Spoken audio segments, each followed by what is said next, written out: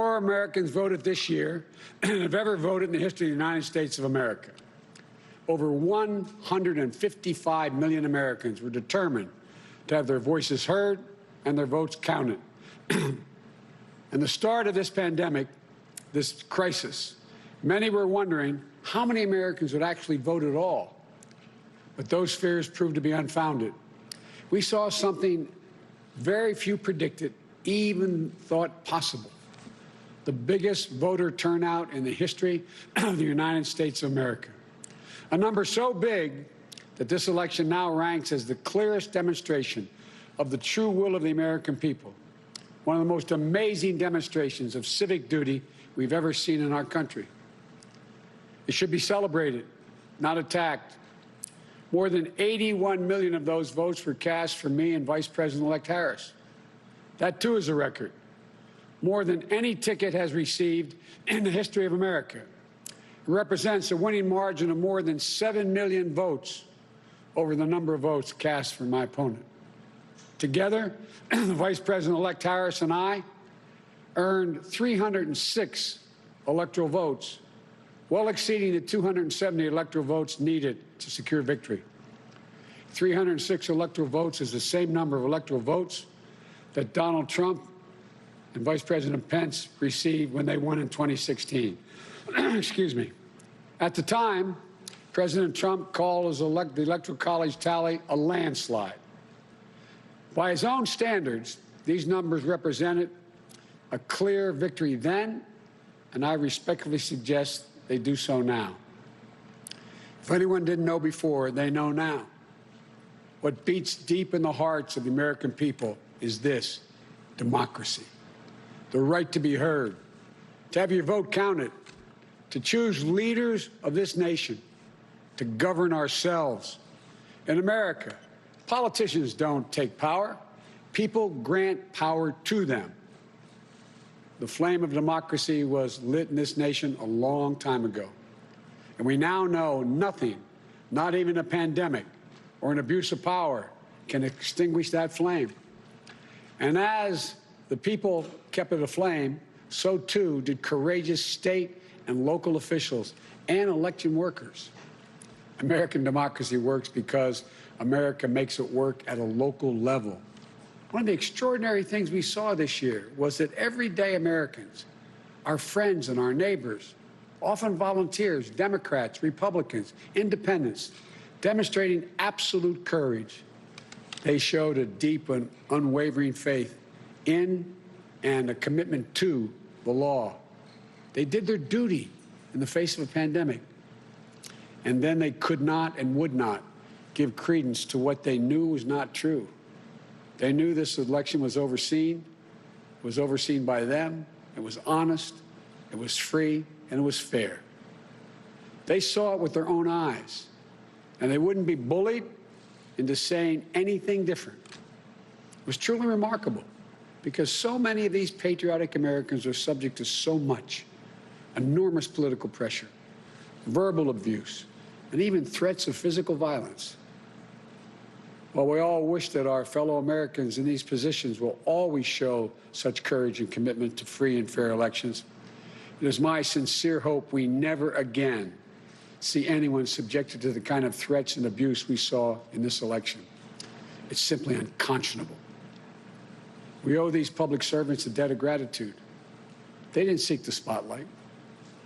You know, and our democracy survived because of them, which is proof, once more, that it's everyday Americans infused with honor, character, and decency that is the heart of this nation.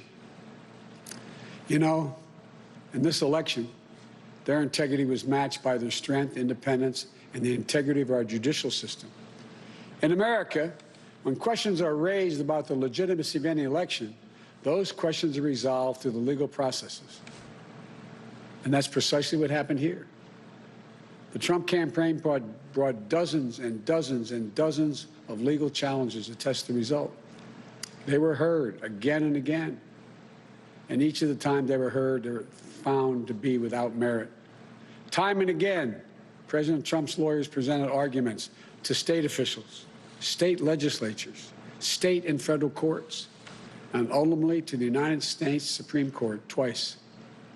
They were heard by more than 80 judges across this country, and in every case, no cause or evidence was found to reverse or question or dispute the results.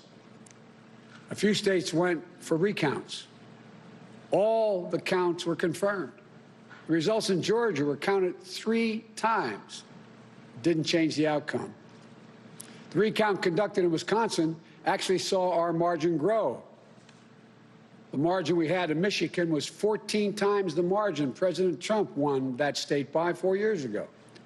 Our margin in Pennsylvania was nearly twice the size of the Trump margin 4 years ago. And yet, none of this has stopped baseless claims about the legitimacy of the results. Even more stunning, 17 Republican attorneys general and 126 Republican members of the Congress actually signed on to a lawsuit filed by the state of Texas. That lawsuit asked the United States Supreme Court to reject the certified vote counts in Georgia, Michigan, Pennsylvania, and Wisconsin. This legal maneuver was an effort by elected officials and one group of states to try to get the Supreme Court to wipe out the votes of more than 20 million Americans in other states, and to hand the presidency to a candidate who lost the Electoral College, lost the popular vote, and lost each and every one of the states whose votes they were trying to reverse. It's a position so extreme, we've never seen it before. A position that refused to respect the will of the people, refused to respect the rule of law, and refused to honor our Constitution. Thankfully, a unanimous Supreme Court immediately and completely rejected this effort. The court sent a clear signal to President Trump that there would be no part of an unprecedented assault on our democracy. Every single avenue was made available to President Trump to contest the results. He took full advantage of each and every one of those avenues. President Trump was denied no course of action he wanted to take. He took his case to Republican governors and Republican Secretary of State, as he criticized many of them, to Republican state legislatures, to Republican-appointed judges at every level. And in a case decided after the Supreme Court's latest rejection, a judge appointed by President Trump wrote, quote, "This court has allowed the plaintiff the chance to make his case, and he has lost on the merits," end of quote. Lost on the merits. Even President Trump's own cybersecurity chief, overseeing our elections, said it was the most secure election in American history, and summarily was let go. Let me say it again. His own cybersecurity chief, overseeing this election, said it was the most secure in American history. You know, respecting the will of the people is at the heart of our democracy, even when we find those results hard to accept. But that's the obligation of those who've taken on a sworn duty to uphold the Constitution. 4 years ago, when I was a sitting vice president of the United States, it was my responsibility to announce the tally of the Electoral College votes in the joint session of Congress that voted to elect Donald Trump. I did my job. And I'm pleased, but not surprised, by the number of my former Republican colleagues in the Senate who have acknowledged already the results of the Electoral College. I thank them, and I'm convinced we can work together for the good of the nation on many subjects. That's the duty owed to the people, to our Constitution, to our history. You know, in this battle for the soul of America, democracy prevailed. We, the people, voted. Faith in our institutions held. The integrity of our elections remains intact. And now it's time to turn the page, as we've done throughout our history, to unite, to heal. As I said in this campaign, I will be president for all Americans. I'll work just as hard for those of you who didn't vote for me as I will for those who did. There's urgent work in front of us, getting this pandemic under control and getting the nation vaccinated against this virus, delivering immediate economic help so badly needed by so many Americans who are hurting today, and then building our economy back better than it ever was. In doing so, we need to work together to give each other a chance to lower the temperature. And most of all, we need to stand in solidarity as fellow Americans, to see each other, our pain, our struggles, our hopes, and our dreams. We're a great nation. We're good people.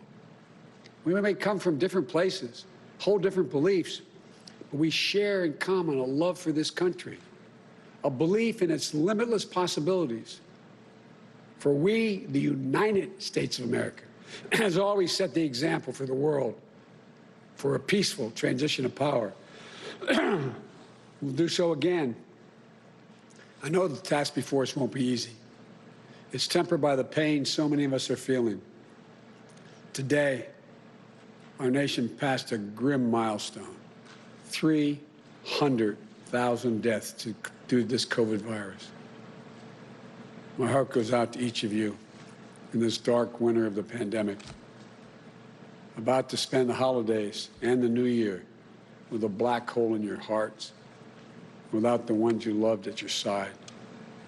My heart goes out to all of you who have fallen in hard times through no fault of your own, unable to sleep at night, staring at the ceiling, and weighed down by the worry of what tomorrow will bring for you, and equally important for your family.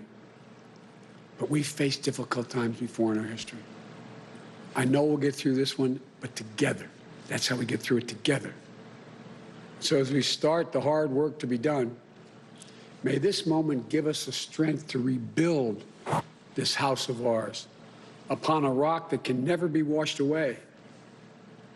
As in the prayer of St. Francis, for where there is discord, union, where there is doubt, faith, where there is darkness, light. This is who we are as a nation. This is the America we love. And that is the America we're going to be. So thank you all. May God bless you. And may God protect our troops and all those who stand watch over our democracy. Thank you. Just a couple of hours after the Electoral College awarded Joe Biden 306 electoral votes, enough to make him president-elect, as you see him give a hug to his wife, Dr. Jill Biden, there. The president-elect comes out and says the will of the American people has prevailed in about a 15-minute address where he repeatedly cleared his throat, seemed to be fighting a bit of a cough or a cold, and discussed how record numbers of Americans have voted during this pandemic, how he and Kamala Harris received more votes than any ticket in history, a decisive rebuke to the efforts of President Trump over the last couple of weeks to try to overturn this election. I want to bring in Mary Bruce, who's been covering the Biden campaign from Washington, D.C. right now. The president-elect really seemed to be reaching out to those voters out there in the country who believe this election was rigged, who've bought President Trump's notion that there was somehow fraud involved in this election. He spoke directly to them with facts.